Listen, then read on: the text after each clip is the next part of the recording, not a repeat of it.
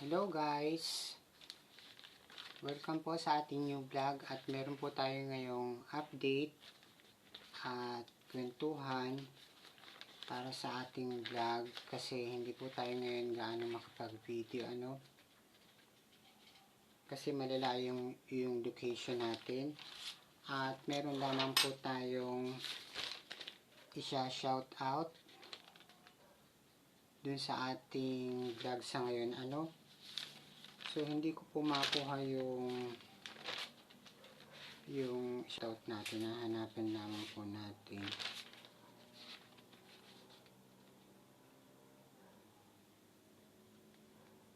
Kasi hindi ako sure kung ito ba yun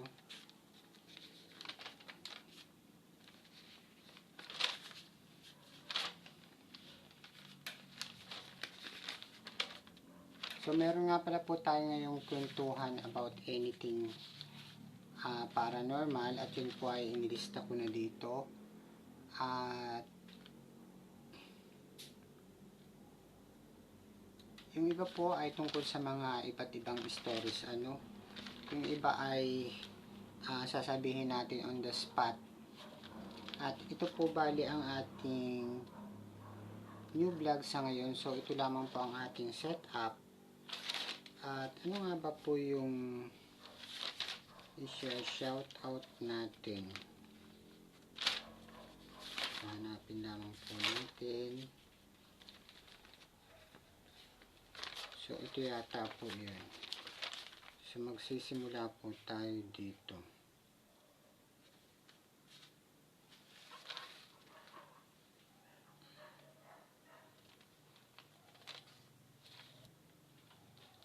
Shout out kay Explore DIY TV.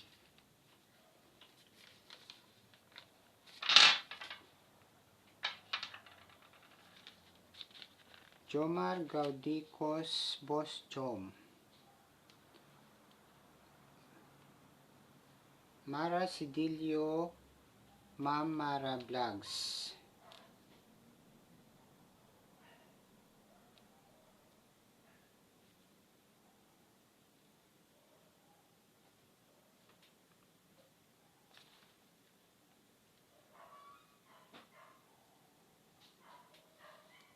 Ann Thomas Live with Gabina. EBN Lim Evangeline Limos Vlog YTC Channel.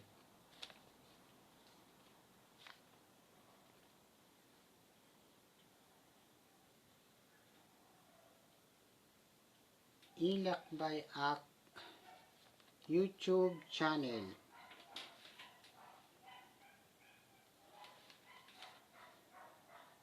Color Match TV.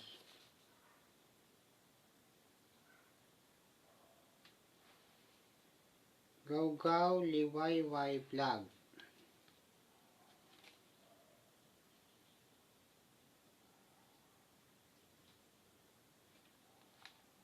Ralph Marimon Padabok Pido Dido TV.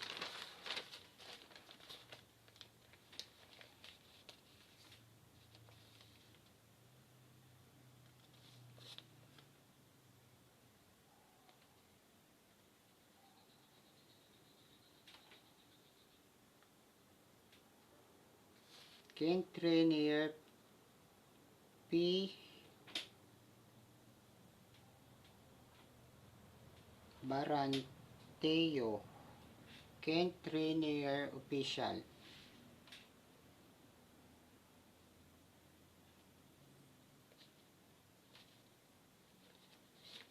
Tagalog Audio Love Story. Wendell Vlogs.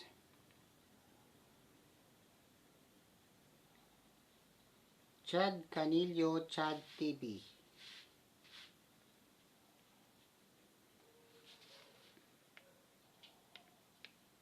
Death Alpha Gameplay. Patek Patek Rat MH Wonder Mama B, New Basket PH YouTube channel, Chill and Relax,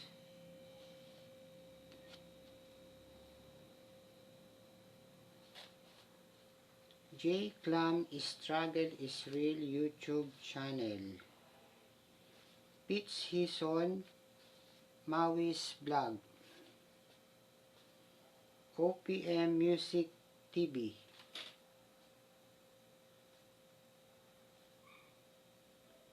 Jules Abad Diaries,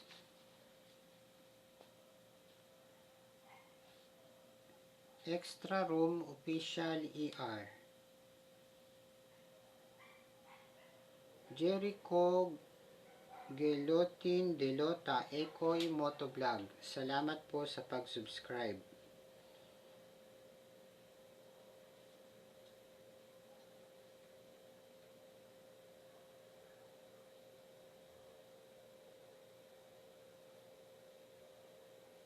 New Gamure YTC Clash Gaming Goren YouTube channel,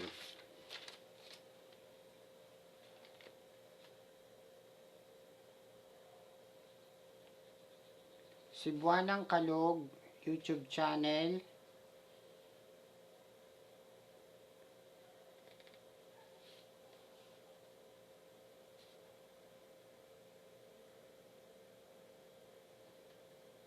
Onyi Comedian, Yandro Isidro Team Prudente YouTube channel,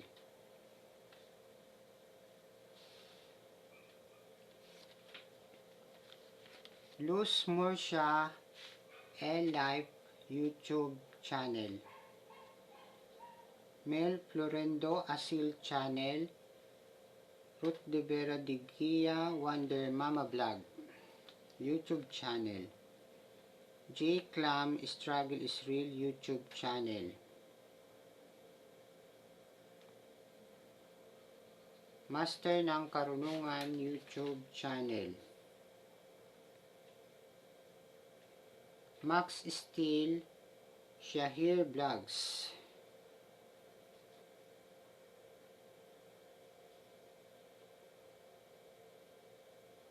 Biscuits Gaming Tech Hub, Pororo Gaming Hub, Asad Ula Vlogs. Thank you very much po sa pag-subscribe. And Senyorito TV YouTube channel, Argats Woodworks YouTube channel, Richelle de la Peña Richelle Vlog, Joseph Brimbuela Brimbroom, Angel and Shan YouTube channel, Angelito Isla Jr. OPM Music TV, Patek Rat MH,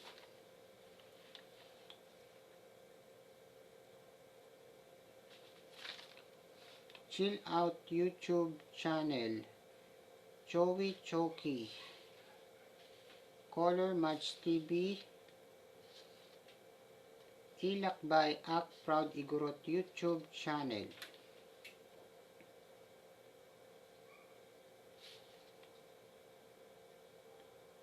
FYI Kaalaman YouTube channel, Egay TV Vlog,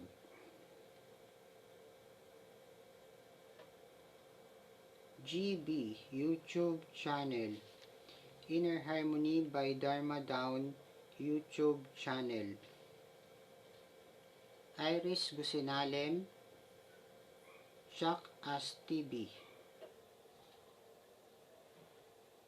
JBKE Entertainment to the World YouTube channel, Jowa Alimuot YouTube channel,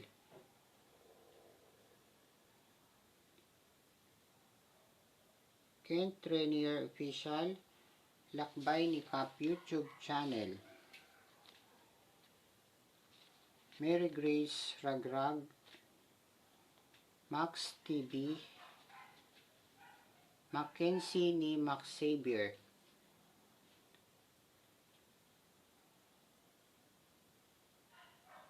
Minto Sigs Rajput, Nathan Kuloks TV, News Basket PH YouTube channel, Pango ni PH YouTube channel, Partner Cardo MTV, Pororo Gaming Hub,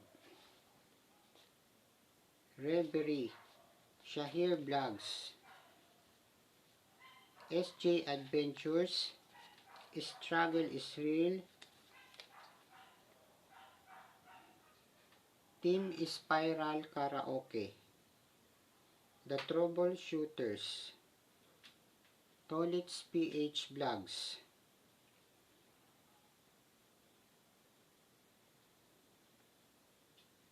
Wilmark Vlogs, Young and Unusual,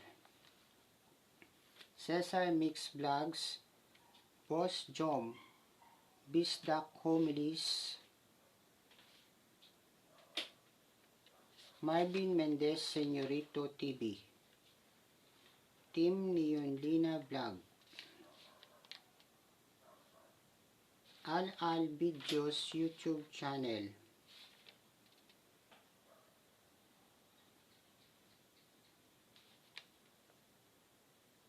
Gabay Mo Damba of Light YouTube channel,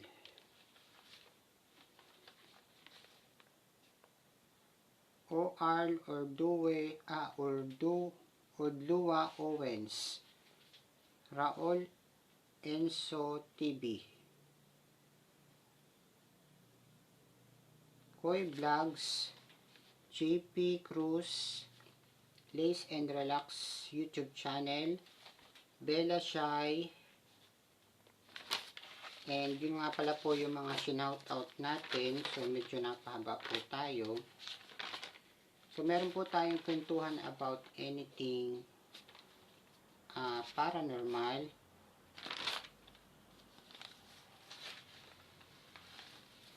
So paano po maiwasan ang virus sa cellphone? So lately nga po nagkaroon po tayo ng virus sa ating cellphone. At ang ginawa po natin ay nag-download lamang po tayo ng powerful antivirus sa Play Store.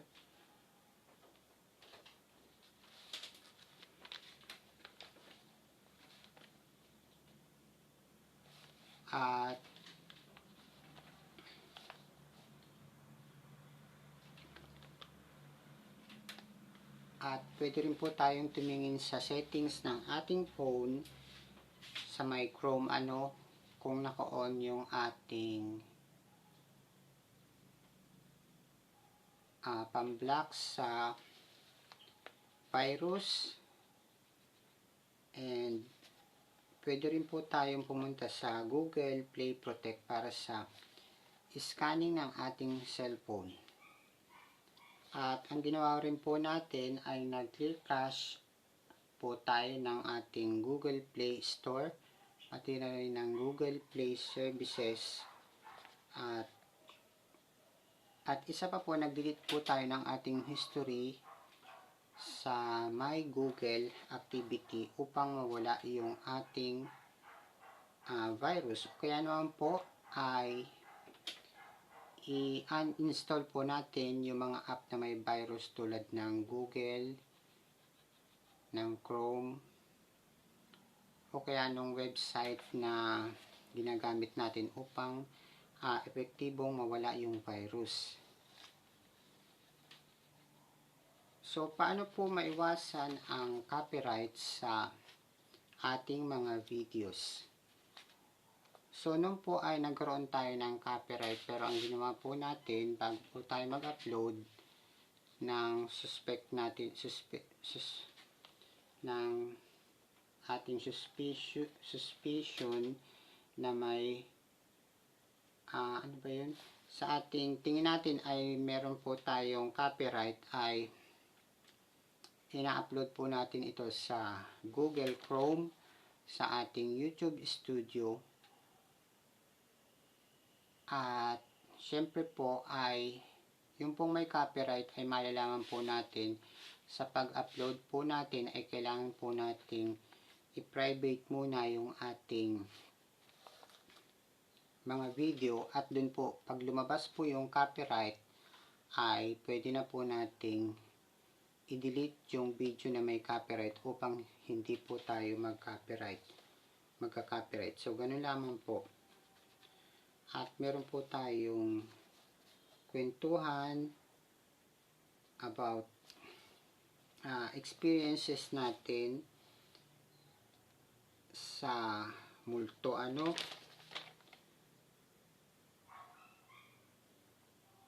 So nasan ba yun?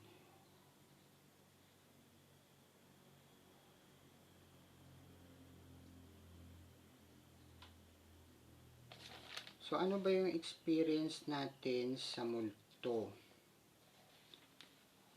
So dito po sa bahay natin ay meron tayong experience sa mga multo, at nalalaman natin yung true vibrations, kung vibrations kung haunted ang isang bahay. Lalong lalo na daw kung ito ay kadalasang nababakante. So ito na ba yung experience natin? So yun po ang experience natin tulad dito sa bahay natin at sa iba pa, na malalaman natin kung may multo kung sakaling meron tayong eerie feeling sa bahay natin na di natin maipaliwanag. So isa na po yung senyales na may multo ang tayong kasama sa ating bahay. So paano po ba tayo nag-a-upload ng videos? Nag-a-upload po tayo ng ating videos sa Google Chrome, sa ating YouTube Studio. At umaabot po tayo ng almost an hour sa pag-upload ng ating video upang maipasok natin ito at maipalabas sa ating YouTube channel. At ito po ay kadalasan ay dinedirect premiere na natin upang maipalabas na natin agad.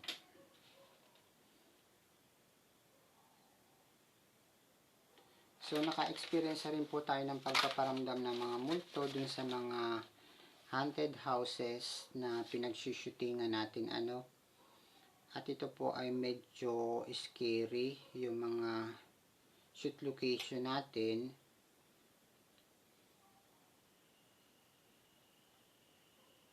At minsan ay nakakaramdam nga tayo ng mga presence ng mga multo at iba pang elemento dun sa pinagsushootingan natin. At kadalasan ito ay aktual na pangyayari. Paano malalaman kung haunted ang isang bahay? Malalaman ito kung sa pamamagitan ng vibes, sa presence sa mga entity sa isang bahay.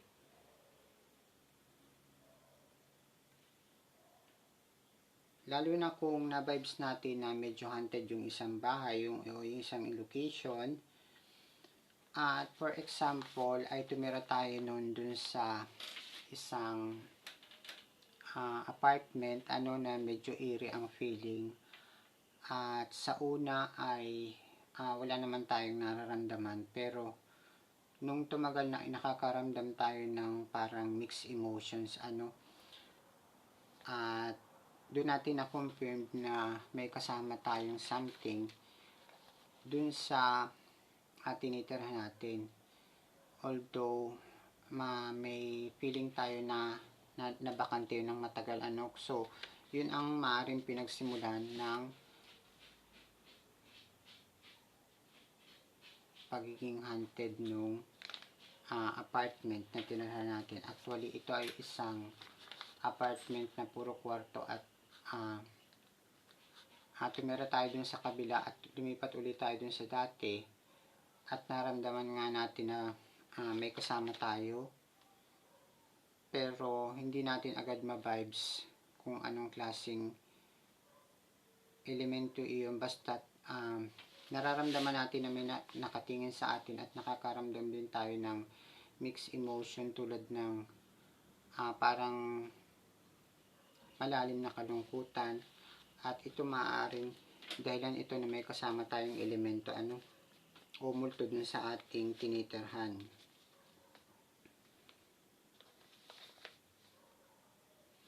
At one time nga ay lumuwas tayo ng ibang lugar ng syudad, at pagdating natin ay umaandar yung ating electric fan, ngunit wala naman tayong naalala na umaandar yung electric fan natin o isinaksak natin nung tayo umalis, kasi clear naman yun nung pag-alis natin. At minsan naman meron namang mga parang baid ng dugo, medyo nakakatakot yun. So tumira din yung mga ibang friends natin doon at wala naman silang nararamdaman na kakaiba, ako lamang nakakaramdam. So, paano nga ba ulit tayo nagsimulang mag-vlog? Nagsimula tayo mag-vlog 2 years ago at gumawa nga tayo ng YouTube account at nagko-comment tayo sa ibang mga YouTuber. At simula nun ay nagbabalak na rin tayong mag-vlog hanggang sa nag-aral nga tayo nanood tayo ng mga tutorial sa computer shop kung paano magsimulang mag-vlog. At yun ay pinagsimula natin pag-aralan ang mga bagay-bagay sa pagsisimula ng pagbablog. At simula nga nun, nung matuto na tayo ay nagkaroon tayo ng almost 100 plus videos dun sa ating unang YouTube channel. At meron din tayong almost 9,000 views Pero ang mahalaga dito sa YouTube ay yung watch hours natin. So, kailangan siguro natin na mag-upload ng more videos, at pag may mataas ang views ay pwedeng yun ang makapagpataas ng ating watch hours dito sa ating YouTube channel. So, nag-upload na rin po tayo ng ibang video sa ating Facebook account, tulad po nung Reels na pinag-aralan din po natin.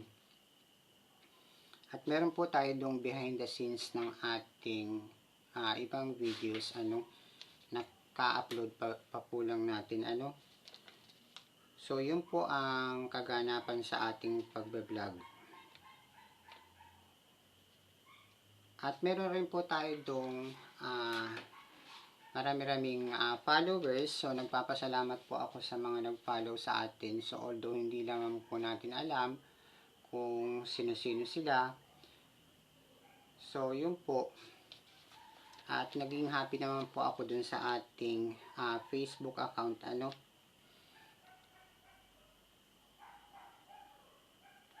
Paano po ba mapapalayas ang mga elemento o maligno? Sa pamamagitan ng pagsasaboy ng asin sa bandang alas 3 ng hapon, o kaya naman ay sa bandang alas 6 kung saan papalubog na ang araw. So ito po ang ginagawa nating ritual sa ating bahay kubo sa lote namin, kasi naniniwala po tayo at nakakaramdam tayo ng maraming elemento. So yun po ang ginagawa natin, pantaboy dun sa mga elemento o maligno na naninirahan sa paligid ng ating bahay na ating ginagawa. Totoo ba ang aswang? So, totoo po ang aswang ayon sa aking mga experience. At karamihan nga dito karamihan ang makakapag-attest dito ay yung mga nakatira sa probinsya na tulad ko. So, ang pagkakaalam ko ay meron ito sa syudad, ngunit pangilan-ngilan lamang ang nakaka-experience. So, karamihan po nito ay sa probinsya. So, hindi lamang po natin masasabi, pero ayon sa mga experience at kuro-kuro ay dito po sa Kabikulan, sapagkat marami daw pong kababalaghan. So, karamihan daw po ay wala silang guhit dito sa pagitan ng ilong at bibig. So, hindi ko po alam kung ano nga bang tawag dito. So, makikita po ang tunay nilang anyo sa pamamagitan ng pagyuko o pagtingkayad. At yun po ay base sa aking experience at base na rin sa ating mga nababasa. At ito po ay epektibo upang makita natin ang kanilang tunay na anyo. So, yun po ang naranasan natin. So, pag nagdududa tayo, pwede nating tingnan upang malaman na ang tunay na anyo ayon sa instruction ng ating pinaghihinalaan. O, yun po ang pwede nating gawin.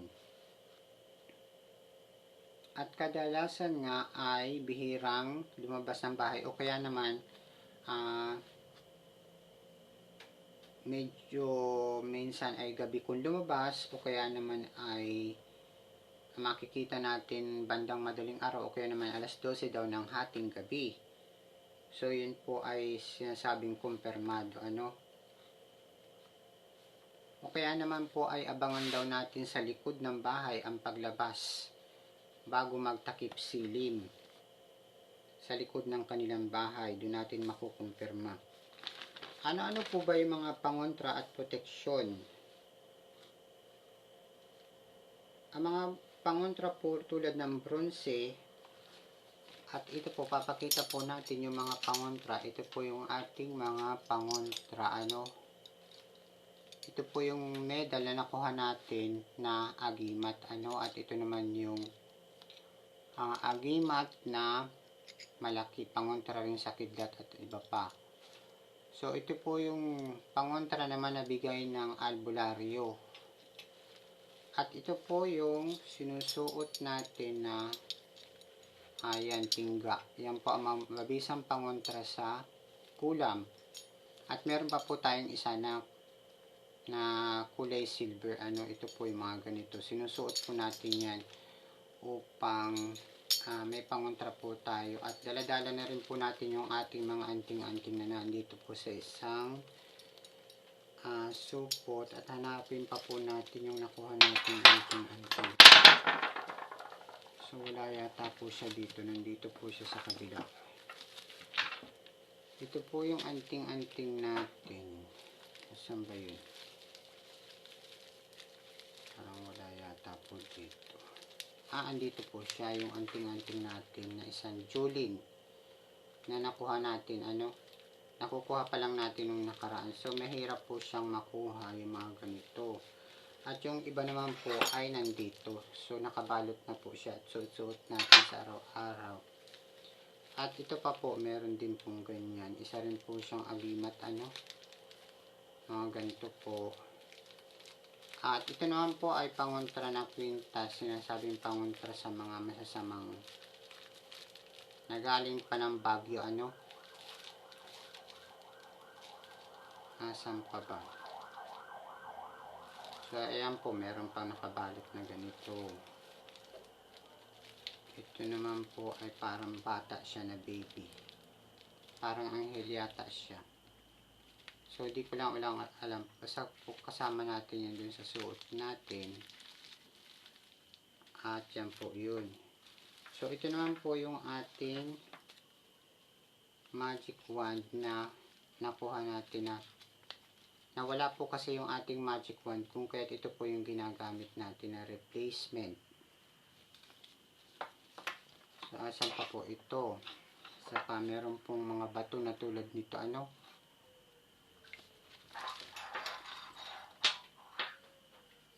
Ayan po, may stick din. So, nasa na nga ba yung batong sinasabi natin?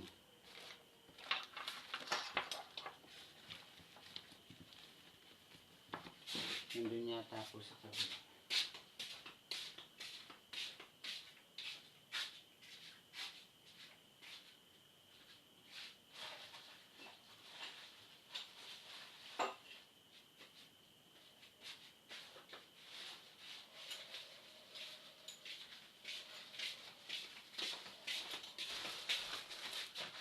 So, hindi ko po nasan ba yung sinasabi natin ito.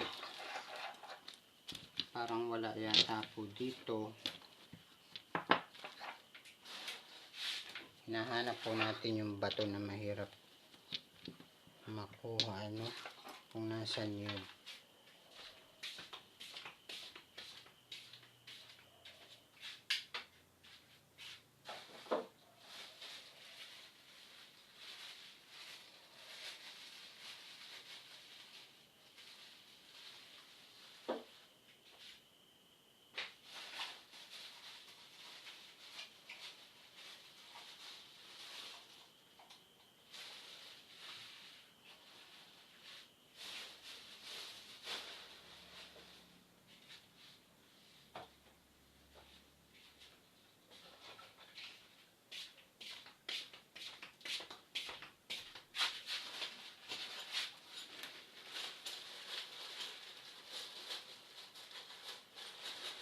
So, nawawala yata po yung bato natin.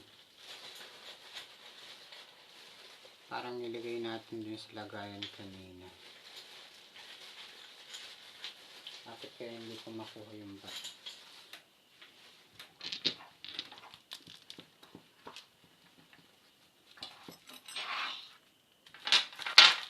So, nandito pala po yung bato natin. Ano na laging nawawala. Ito po yung tinatawag kong parang pangil ng kidlat.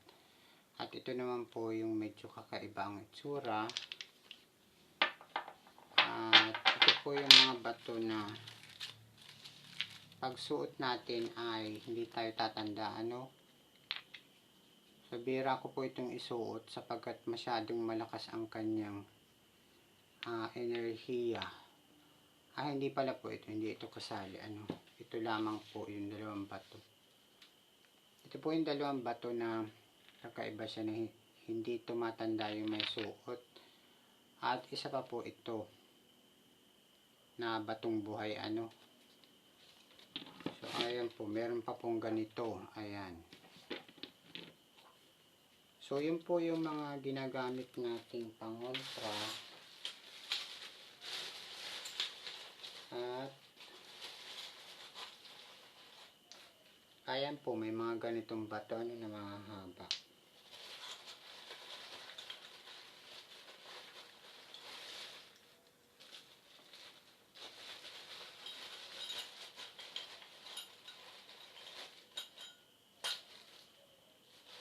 Ayan, may ganito. Tapos may palapad na bato. Ayan po.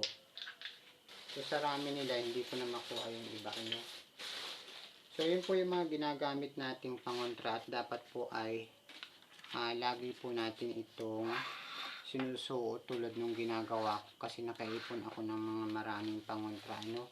At yung iba po dito ay mga agimat, ano, ng pangontra sa pang araw-araw, kaya naman ay upang hindi tayo talaba ng kulam o parang at iba pa, ano. So, ano ang update natin sa ating pagbablog? Nag-upload po tayo ng ating mga videos after almost 10 days. At medyo nahihirapan din po tayo sa pagbablog sapagkat yung mga location na pinupuntahan natin ay medyo mga kakaiba. At medyo delikado rin po yung ganitong ginagawa natin ng pagbablog sapagkat maaring may mga maimbitahan po tayo o kaya naman may istorbo po tayo mga elemento kasi karamihan po dun sa pinagsushooting natin ay may mga enchanted o kaya may mga pagpaparamdam na mga talagang nilalang na mga kakaiba, no? So, yun po ang mga na-experience natin.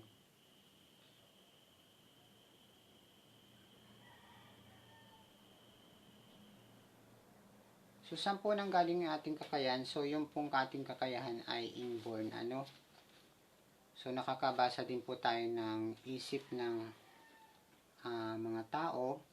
So, comment lamang po kayo at nakakapanghula din po tayo kaya po tayo nag-iimbita dun sa ating mga viewers kung gusto nyo at dun po sa ating mga followers din na kung gusto nyo pong magpahula ay pwede nyo po akong i-message sa aking FB page dun sa ating official page na J. Ranieses sa Facebook.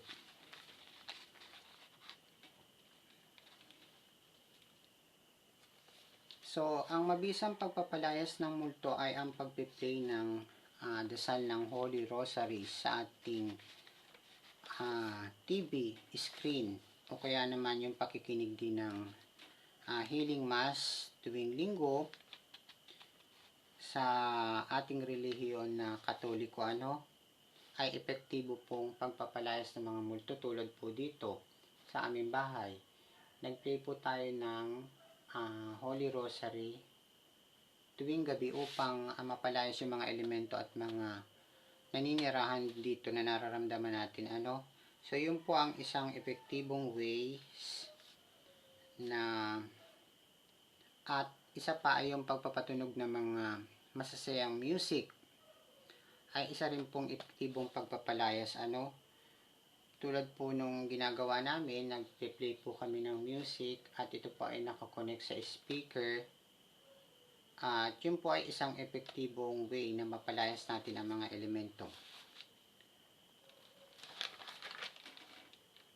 So marami pa po tayong pamahiin tulad nung pamahiin daw po sa video na masama daw po ito sapagkat nakakaimbita ito ng mga bad feng shui o kaya ay nag-iimbita ito ng mga kamalasan So much better po siguro na mag-video okay tayo sa DVD kung saan sasabayan lamang po natin ng walang music sapagkat kami po dito ay may sarili ring video okay na meron namang malakas na mic yung nauuso. At kailangan din po nating hindi ko naman po sinasabing masama ang mag-video okay, ngunit pwede po na mas effective po yung sasabayan natin ng sound lamang na nagpe-play sa DVD. Yun po ang ginagawa ko nun kasi mahilig din po tayong kumanta So isa na rin po itong way upang maalis ang stress at pumasok ang swerte sa atin So marami din daw pong signos tuwing malapit na ang kaarawan kung kaya't iwasan po natin ang lumabas-labas at marami din pong pamahiyan sinusunod pag malapit na po ang ating mga kaarawan So kailangan po nating mag-ingat-ingat sapagkat totoo po na may mga signos at masama din daw po yung pag-alulong ng aso, paghuni ng paniki at itim na uwak. So yung itim na uwak po minsan ay masama din sapagkat ito ay nagsisimbolo ng itim, ibig sabihin ay kamalasan o kaya ay may masamang mangyayari. So yun po ang update natin para sa ating kwentuhan sapagkat hindi po tayo makapag-live sapagkat nahihirapan po tayo. So, ang ginawa po natin ay ginawa na lamang po nating video, yung ating live. So, shout out po sa mga taga Malasugi na nagpapa-shout out sa atin. So, shout out po sa inyo dun sa mga kaibigan natin sa Barangay Malasugi dun sa ating lugar na tinitirahan.